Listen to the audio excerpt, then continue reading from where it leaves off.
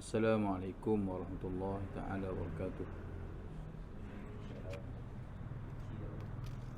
Alhamdulillahilladzi bini'matihi tatimmus shalihat. Alhamdulillahilladzi bini'matihi tatimmus shalihat. Alhamdulillahilladzi ja'ala as-salata 'imadad-din wa ja'alaha mirajan lis-salikin wa ja'ala qurrata 'ainin fil musallin. Wassalatu wassalamu ala ashrafil anbiya'i wal mursalin wa ala alihi wa sahbihi ajma'in, amma ba'd. Faqala rabbi shrah li sadri wa yassir li amri wahlul 'uqdatam min lisani yafqahu qawli. Wa qala rabbana iftah bainana wa baina qaumina bil haqq wa anta khairul fatihin. Allahumma zukna fahma wa ilma wa hikmata wal aqla birahmatika ya arhamar rahimin. Allahumma layyin waffik wassih lisani li qira'ati al-Qur'an wal hadith wal azka ya da'iyah kitabah birahmatika ya arhamar rahimin. Allahumma akhrijna min adh-dhulumati al-wahm wa akrimna min al-fahm birahmatika ya arhamar rahimin. وقال الله سبحانه وتعالى في كتابه العظيم ذكر فإن الذكرى تنفع المؤمنين. Ilah peringatan, semuanya peringatan itu bermanfaat kepada orang yang beriman. وقال الله سبحانه وتعالى في سورة النبأ وجعلنا النهار معاشا. Artinya kami, yakni Allah, menjadikan waktu siang itu untuk mengusahakan kehidupan. Alhamdulillah, pertama-tama syukur kita kepada Allah Subhanahu wa taala dengan rahmat yang Allah, taufik, hidayah yang Allah Taala berikan kepada kita sehingga kita dapat lagi bertemu, dapat lagi kita duduk dalam majlis ilmu di mana kita harus bersyukur Allah Ta'ala beri taufik kita dapat sembahyang berjemaah, iaitu qudratullahi ala ta'atih, kuasa tenaga yang Allah Ta'ala beri kepada kita sehingga kita mampu buat. Alhamdulillah. Jadi malam ni panggil minggu pertama lah, sebelah. Jadi saya dah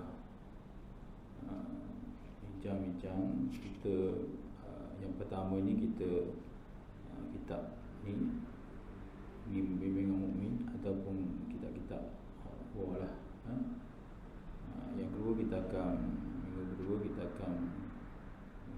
ada kitab pondok sikit sama ada pelita menutup ataupun tazkirah lah min asrar salah yang berkaitan rahsia peringatan dan rahsia dalam sembahyang ataupun yang musalli. Tengok dulu yang kedua tu. Jadi malam ni nama dia tinggal ni kita sambung balik, iaitu berkaitan rumah tangga ni.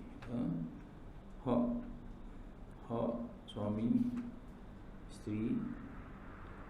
Sebab Allah Ta'ala buat antara perkahwinan tu ialah tujuan nak mawaddah warahmah.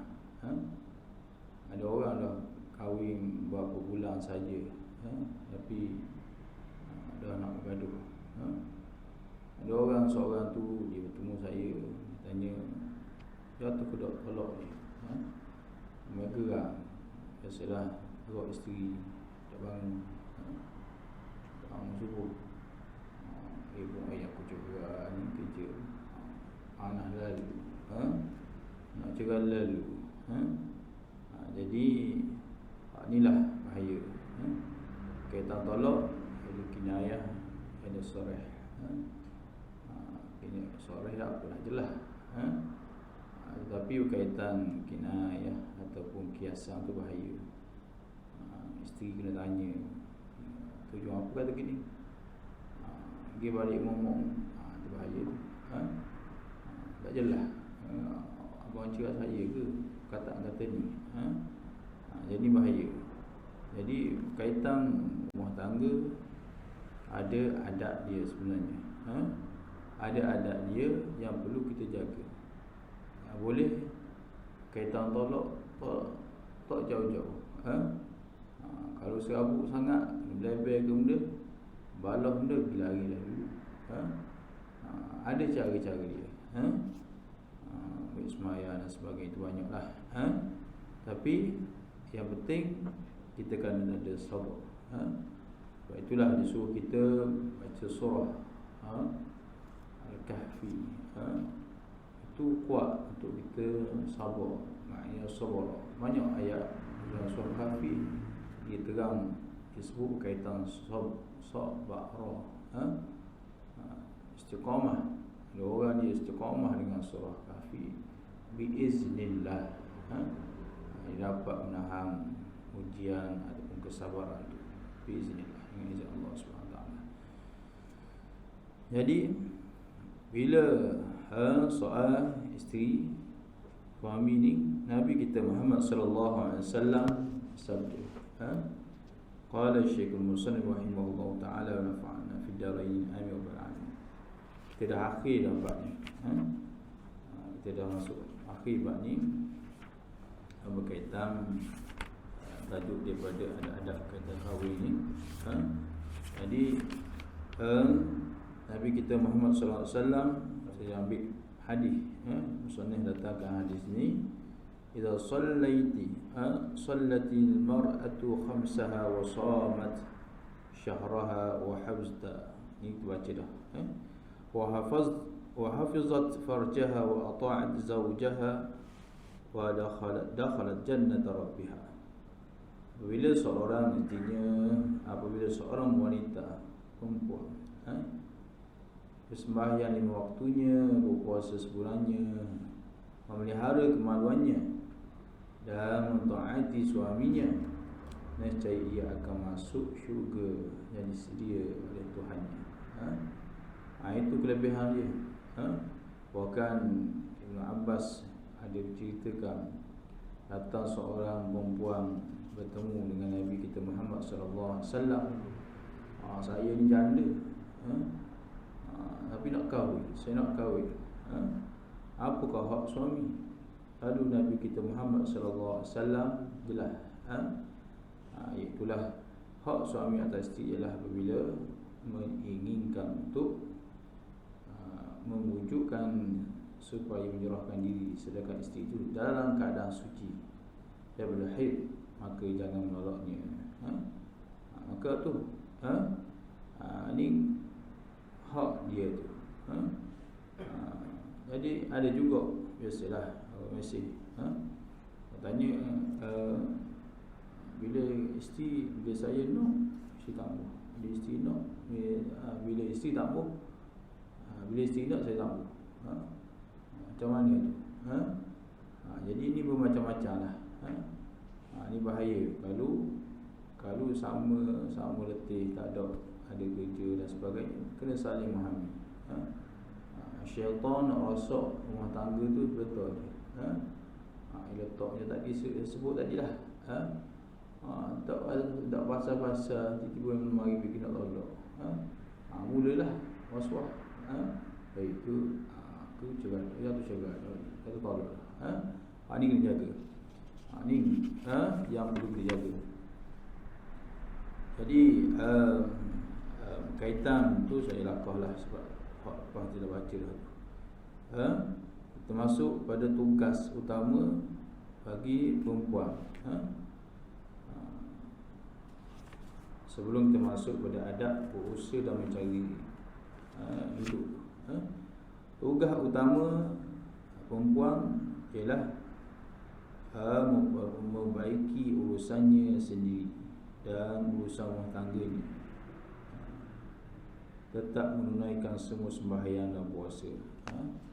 Tugas seorang perempuan, dia mesti baiki urusan dirinya sendiri, dari segi pakaiannya, dari segi agamanya, dunianya, berkaitan hak, berkaitan suami tadi, dijaga dulu dirinya satu, dan urusan rumah tangga tadi. Yang dah disebut banyak dah berkaitan rumah tangga. Sebab itulah ilmu nikah ataupun munakahah, kaitan nikah ni, ia satu ilmu, perbahasan panjang. Bukan mudah-mudah fikir-fikir nak kahwin. Belum ni tak belajar apa-apa, tak boleh. Duduk tumpu benda lain, buang masa, lepak situ sini.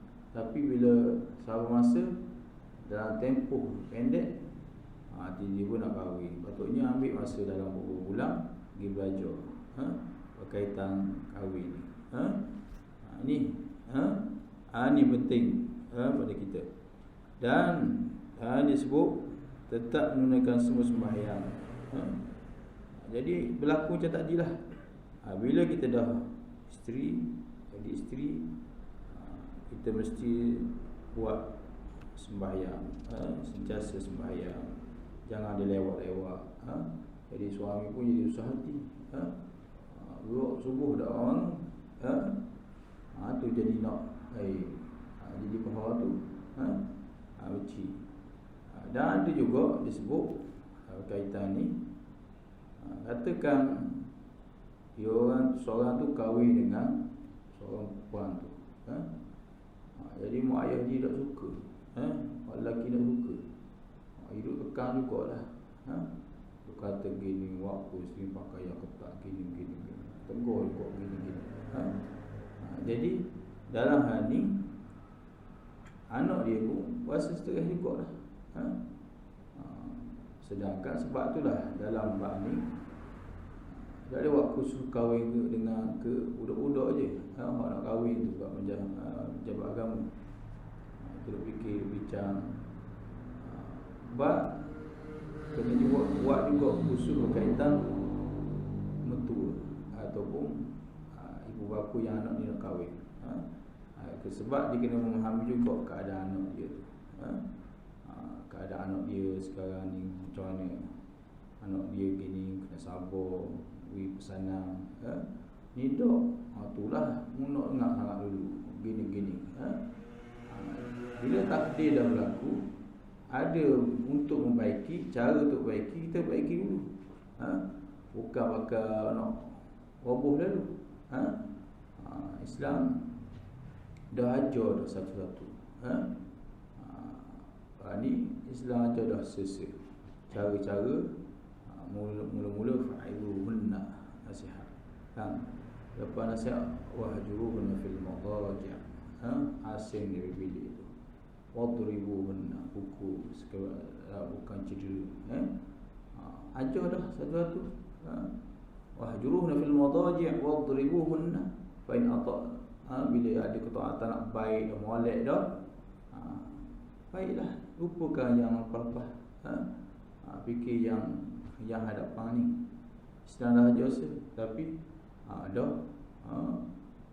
dah kali balah gitu. Ni berlaku. Sebab itulah dalam bab ni dia ada cara dia. Sebab itulah di sini Ustaz sebut, pengarang kita ni sebut kaitan isteri mesti jaga sembahyang.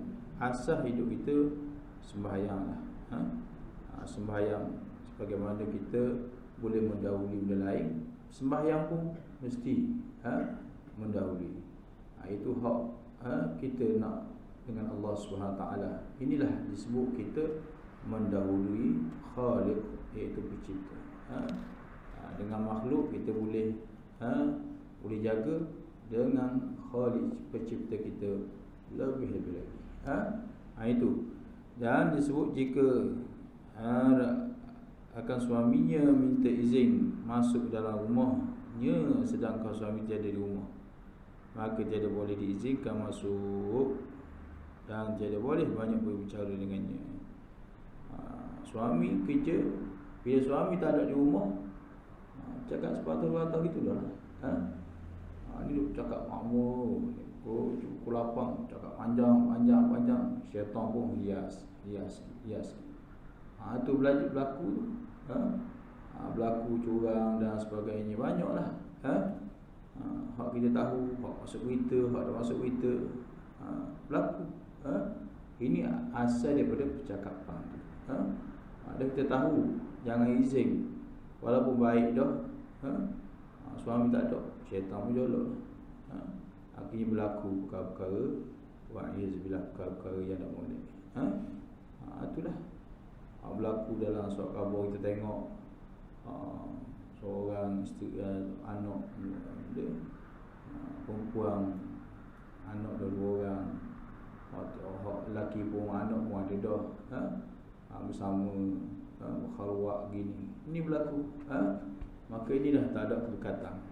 Maka benda ni memerlukan ilmu. Ada cara-cara dia. Jadi kita perlu, dan isteri kita kena ada nasihat. Ataupun dalam rumah, kita buat satu, cari buku-buku kaitan rumah tangga, kita baca, kita terang. Lepas tu kita suruh baca pula, kita terang.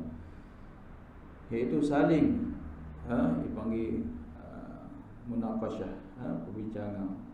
Ada masa waktu kita bersama keluarga, kita beri nasihat gini, dia pun beri nasihat gini. Inilah dipanggil rumah tangga akan menjadi bahagia. Di dalam itulah kita boleh sentuh belaka. Tak boleh gini, tak boleh gitu, tak boleh gitu. Dah perlunya begini. Sebab apa? Sebelum ni dia tak ada. Belajar agama pun tak ada. Belajar terus kahwin terus. Sebelum ni duduk lepak, duduk sini, duduk main situ, duduk situ. Tiba kahwin, tak ada ilmu. Kahwin ni bukan mudah gitu je. Ia memerlukan apa yang disebut tadi, ilmu, dan ada perkataan-perkataan yang tak boleh kuat, terutama kaitan talaq, itu cerai tadi. Ni. Dan maka tidak boleh diizin masuk tadi. Tak boleh. Sebagaimana menunjukkan tanda cemburu atas dirinya sendiri dan suaminya. Dia bercakap dengan orang boleh pula lama dengan orang lelaki. Tapi bila tengok suami cakap apa, dia pandai pula cemburu. Jadi dia kena masak gitu. Ni sebut. Dan adalah isteri sentiasa merasa puas dengan segala yang diberikan oleh suaminya sebagai rezeki daripada Allah Ta'ala. Seorang isteri mesti dia rasa puas apa yang suami dia bagi dari segi soal rezeki itu. Isteri tahu dah kemampuan suami dia sekian-sekian. Tak perlu ukit. Jadi tak boleh nak sebut, kalau saya ni nikah dengan ni dulu tak jadi gini. Kalau kawan saya tu suami dia kuat duit banyak, dah habis. Tak perlu. Itu Allah Ta'ala dah letak kita ada hikmah di sebaliknya. Mungkin kalau kita nikah dengan orang yang banyak duit tu, mungkin jadi kena pada kita kaki pukul. Kalau dia salah sikit, faham isteri dia. Ada hikmah. Jadi kita sebagai hamba redha, kita dah istikharah, kita dah buat apa-apa, kita kena redha. Ini memerlukan nasihat. Ini kita tengok di mahkamah syariah dan sebagainya, banyak berlaku ceraian. Sebab sepatutnya ibu panggil orang tua sepatutnya menjadi ahli, wa hakaman min ahlihi wa hakaman min ahliha. Patutnya jadi pengadil, buat sejuk. Ni kau buat panas, kata dahulu waktu je, buat panas. Ingat juga kebaikan dulu bagus. Sebelum tu dulu gini. Jadi kita mesti ada cara tu. Kalau tak, benda kecil-kecil je berlaku perceraian dan sebagainya. Auzubillah. Inilah hak berlaku tu. Dan maka disebut dari isteri, dan ia harus selalu mengutamakan hak suaminya atas dirinya sendiri, ketika atas hak segala hak kerabatnya. Lebih isteri lebih daripada suami tu. dan sering membersihkan dirinya serta bersedia pada bila masa untuk menerima keinginan suaminya. Tadilah hendaklah ia sentiasa bersifat belas kasihan terhadap anaknya. Itu nak panggil sifat keibuan. Di antara kita nak kahwin, atau kita tengok, mesti tengok seorang puan tu ada sifat keibuan. Ni dok sikit buku, sikit tu, dan memelihara dan melindungi mereka daripada segala tidak baik dan tidak mengeluarkan caci maki terhadap anak-anak, dan tiada menggunakan lidahnya hanya untuk menentang suami. Dia mestilah tanggungjawab seorang isteri tadi. Dia tidak boleh kata-kata bukan-bukan pada anaknya. Percakapan kita itu satu doa, apatah lagi mulut ibu. Allah bodoh sungguh ni. Berapa kali nak pesan baik kata-kata gitu. Ada ke? Ada berlaku. Banyak tengok di kampung-kampung yang nampak jahil sungguh. Boleh panggil anak dia macam-macam. Bila pasal mak dah tunggu lah. Anak dah kecil lagi. Mampu kata pesan jangan main situ, mak dah tunggu. Besar jadi mak dah membuat susah. Jadi percakapan tu, kita ingat percakapan tu bahaya. Apa kita doa baik-baik, Allah anak baik sungguh ni, anak soleh, buat gitu. Ada cara-cara dia. Moga-moga jadi soleh. Memang hak tu kita nak qurrata ayun. Sedap pandang melihat tu. Jadi dalam masa sama mesti jaga lidah dia. Biar suami cakap dulu. Gini. Tidak ada suami dah nak cakap benda lagi. Ya dah. Sebut-sebut dah. Inilah yang bahaya. Dan di antara adatnya ialah pula isteri tiada berlaku memegah dengan kecantikannya dirinya. Dan tiada pula mengenci suaminya kerana keburukan. Suami hitam, isteri putih. Comel pula. Orang berbuk. Dulu. Lepas tu anak bertulang dah hitam, dah putih, panggil cerah kulit lah. Nuang awak tu jadi hitam. Tak perlu keji-keji perkataan-perkataan ni. Itu semua daripada Allah. Allah Ta'ala bercerita. Ada juga mak ayah hitam, mak ayah putih, anak putih, isteri putih, suami putih, anak hitam ada. Jadi itu Allah Ta'ala. Allah Ta'ala lah dia kata, dia yang memberi lelaki, anak-anak kamu lelaki, nak beri puan hak dia. Jadi kena kembali pada hakikat tadi. Tak perlu kita membeza-bezakan. Entahlah kita ni comel dan sebagainya. Tu ada yang lain juga, dan disebut hendaklah si sentiasa melazimkan dirinya dengan kebaikan, memelihara dirinya daripada macam ketika suami tak ada lagi. Sentiasa buat kebaikan tadi. Apabila suami kembali, bergembiralah ia dan bersenang hatilah ia semula bersamanya. Gembira, kena senyum. Dan di antara wajib tadi, antara isteri hak kahwinan apabila suami meninggal dunia, dia berkabunglah buku cerita tadi 4 bulan 10 hari. Wajib meninggalkan memakai pemanggil wangian, tidak menghias. Dia kurung sehinggalah habis apa disebut iddah tadi. Itu berkaitan apa disebut kaitan rumah tangga tadi. Dah panjang kita dah sebut kaitan perbahasan ni panjang. Dan kalau kita tengok bab kaitan nikah ni, mula-mula tadi kita dah sebut dia ada dalam tu perbahasan talaknya. Dan kalau sebut lagi berkaitan haid lagi panjang lagi. Kalau sebut kaitan nafkah batin ada satu kitab lah pula panjang. Jadi ilmu berkaitan kahwin ni jangan pandang mudah. Jangan kita fikir buat kaitan sembahyang, solat, ibadat ni. Ni perbahasan sah sembahyang ni. Hak tu je. Hak tu memang satu penting dah.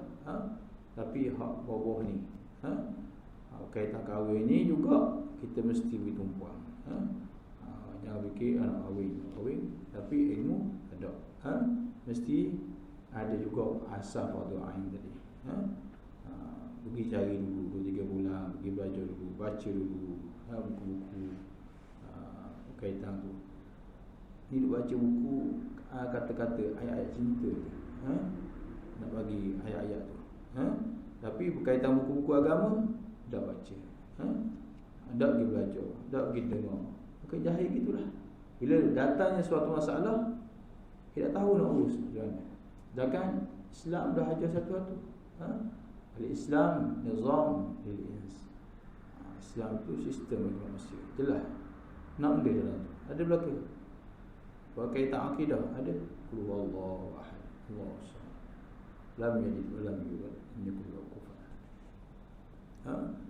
Berkaitan tasawuf. Ala bi dzikrillah tatma'innul qulub. Sihati. Berkaitan tajwid. Waratil Quran tartila, baca betul-betul Quran tu ya tertil. Kaitan fiqh, ya ayyuhallazina amanu idza qumtum ila shalah. Nak sembahyang fawsilu wujuhakum. Sehinggalah tak ada air sembahyang fatayammu sa'idan, bertayamum pula. Jadi cukup dekat belaka dah. Sebab itulah kita rasa sentuh hidup di Malaysia ni dipanggil dalam lembagaan tu Islam, agama rasmi tu. Ya, orang nak buat mudah-mudah pun tak boleh. Kalau tengok di Indonesia, kita tengok kan mudah-mudah je nak tukar agama. Apa tu? Sekarang apa? Nak tukar ke agama Hindu. Dia dah belajar lama dah agama Hindu, ayo nak tukar. Awak cara pula lah. Kita tengok sikit situ, cabut gigi pun ada. Dah tahulah istilah tu. Setuju apa? Nak masuk ni kena cabut gigi dulu. Jadi kita ni Islam cukup dah. Mengakui semua dah. Kalau daripada sembahyang, bila sebut kaitan sembahyang, dia akan sembahyang berkaitan bab taharah. Tu boleh taharah, bab airnya, bab najisnya, bab ni. Tu cukup dah. Al-yawma akmaltu lakum dinakum wa atmamtu 'alaykum ni'mati wa raditu lakum al-Islam. Cukup dah. Islam disebut lagi, kita baca tajuk baru ni dan kitab adab berusaha dan mencari sara hidup dan keutamaan berusaha dan anjuran melaksananya. Mula kita memilih kata musannaf ayat Quran yang menganjurkan kita agar berusaha. Di antaranya firman Allah, wa ja'alna an-nahara ma'asha. Ini bab berkaitan berusaha dan mencari sara hidup tu. Hidup kita kena ada usaha. Bila kita berusaha tu, jangan kita nampak benda tu yang memberi bekas. Hakikatnya Allah SWT. Ini orang hidup kepala pasal vaksin tak vaksin tu kan. Ada juga kita vaksin ni dipanggil asbab. Kita zahir, kita ikhtiar. Ada juga mati, tapi kita sebagai ikhtiar tak ada masalah. Ada juga orang yang vaksin, divaksin, dah jaga rasa lepas itu. Dia pula kata ke orang dah vaksin, vaksin tak? Dia dah vaksin. Dah vaksin itu. Vaksin ni macam air kapung lah itu. Macam air kapung itu. Air kapung yang cocok di tahan sikit. Kalau tak cocok, buat apa? Itu perkataan-perkataan ia pergi pada tasawuf, kaitan hati pula, menyakit hati pula. Apa salahnya tegang dengan cara baik? Ni untuk tanam bodi kita sekian-sekian. Inilah percakapan-percakapan dia nampak usaha tu. Sebab itulah Allah Ta'ala firman, wa'budullaha wa la tusyriku bihi syai'a wa bil walidaini ihsana ila akhir ayat. Sembahlah, ibadah, ubudiyahlah kepada Allah. Wala tusyriku bihi syai'a. Jangan sekali kita syirik sesuatu. Ramai ada orang walaupun tidak sembah, tidak tukar agama, tidak ni, tak syirik matahari, bulan sebagainya, tapi percakapan tu ada boleh bawa syirik. Sebab apa? Sebab dia dah sebab dia dah yakin sesuatu tu boleh berkah. Tu dia makan ubat, dia kata makan ubat ni yang selamat aku. Itu yang memberkah. Masya-Allah kana, belajar ilmu tauhid yang bahas ayat ni. Masya-Allah kana wa man lam yasha' lam yakun. Allah Taala kata dalam sejak azali ni, kehendak Allah ukana, apabila apa-apa yang Allah Taala kehendaki, masya-Allah kana, jadi. Apabila Allah Taala tak kehendaki, tak jadi. Ada melalui hadis Nabi pula mari menerangkan perkataan ayat Quran, menerangkan bahawa tidak boleh mudarat sesuatu pun melainkan biiznillah. Itu sebab itulah kalau betul-betul kita memahami itu berkaitan akidah lah. Kita jaga akidah ni, tak boleh main kita sebut sama, tak main gua-gua. Ada syok, ada ragu sikit, ada cakap bukan-bukan, boleh jadi kufur. Ayatullah. Ada pun berkaitan fiqh. Maya masuk semayang ke dak ni, isyak masuk dak lagi, dak ni masuk dah rasa, ya dak lagi masuk dak lagi, tak apa. Ada pembekal tentang akidah tak boleh. Maka inilah adab usaha Allah Taala suruh kita waja'alna an-nahara ma'asha. Siang hari Allah Taala akan menjadikan waktu siang itu untuk usaha kehidupan, untuk kita bekerja. Hak mengajar, hak bukan hak, bukan untuk rehat gitu je, untuk ibadat. Siapa waktu Allah Taala suruh rehat lah. Tiba-tiba sakit, rehat tu lama, rehat selama lagi, matilah, rehat dah bubur. Maka sementara kita ada, kita berusaha. Sebab orang yang ada penyakit, ada obat dia. Ada obat dia, cuma tak temu je, tak temu lagi. Tak boleh putus asa daripada rahmat Allah SWT. Dan Allah Ta'ala menjadikan masa siang itu sebagai masa untuk usaha mencari nikmat, untuk meneruskan kehidupan, untuk kita rasai nikmat Allah.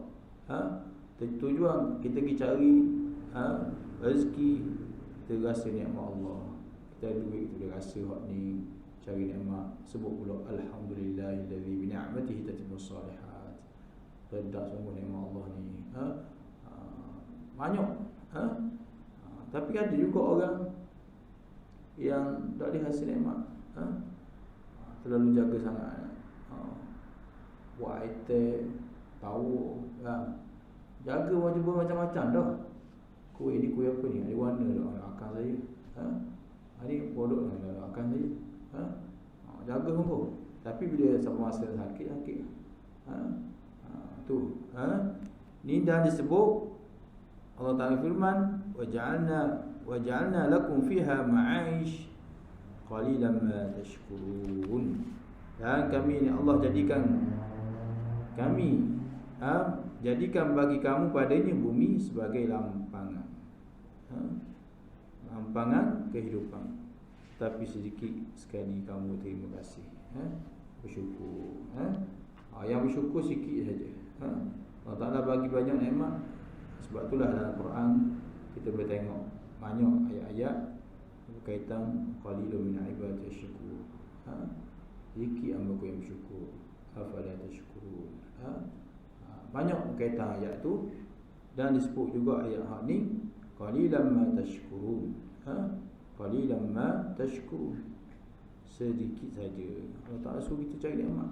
Bila nikmat kita cari, bukan hak kita, bukan usaha daripada kita yang sepenuh hakiki, semuanya hak Allah SWT. Sehingga kita dapat berfikir, nak cari gini, nak cara ni, tapi balik kepada Allah SWT. Itu yang perlu kita pegang. Itulah yang masuk kepada bab akidah tu.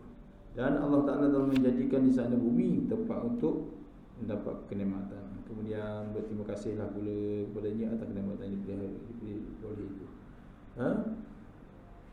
Maka bila kita dapat nikmat, alhamdulillah. Alhamdulillah kita dapat diri kita dan nampak. Sebab itulah pergi kepada ilmu tasawuf pula, supaya kita tilik diri kita. Aku dapat ni bukan daripada aku. Hakikatnya Allah Ta'ala yang memberi pertolongan. Aku berfikir dan artinya bertebaranlah dalam fantashiru fil ardi wa batawu min fadlillah. Maka bertebaranlah di bumi serta carilah rezeki dari kurnia Allah. Allah Ta'ala suruh ni sebagai usaha. Dapat sikit, alhamdulillah. Dapat banyak, alhamdulillah. Itulah yang ajar kepada kita. Dan akhir dia sebut kaitan hadis Nabi sallallahu alaihi wasallam, li'an ya'khudha ahadukum hablahu fayahtatiba ala zuhri khairu min an ya'ti rajulan a'tahu Allah min fadlihi fas'aluhu a'tahu aw mana. Artinya andai kata seorang kamu mengambil talinya lalu berusaha mencari kain yang diikat di belakang, itu lebih utama daripada dia mendapat seorang yang diberi Allah pengurniannya lalu meminta kepadanya sama ada diberi atau ditolak. Wallahu a'lam. Kita sambunglah kaitan ni. Moga-moga sikit ini memberi manfaat kepada kita dan kita terus mencari ilmu Allah SWT. Sementara Allah Ta'ala beri umur kepada kita, sementara Allah Ta'ala bagi rehat buat selama-lamanya, maka kita carilah ilmu. Tujuan tidak lain tidak bukan kita tahu bagaimana syariat Allah, bagaimana nak ikut jalan yang lurus serta mustaqim itu. Dan moga-moga dapat manfaat bersama Allah. Auzubillahi minasyaitonir rajim. Bismillahirrahmanirrahim. Alhamdulillah rabbil alamin, hamdan yuwafi ni'amahu wa yukafi mazidah. Ya Rabbana lakal hamd kama yanbaghi jalali wajhika wa bi sultanika. Allahumma ij'al jam'ana hadha jam'an marhuman wa tafarraqna min ba'dihi tafarruqan ma'suma. Sallallahu ala sayyidina Muhammad wa ala alihi wa sahbihi wasallam. Walhamdulillahi rabbil alamin. Assalamualaikum.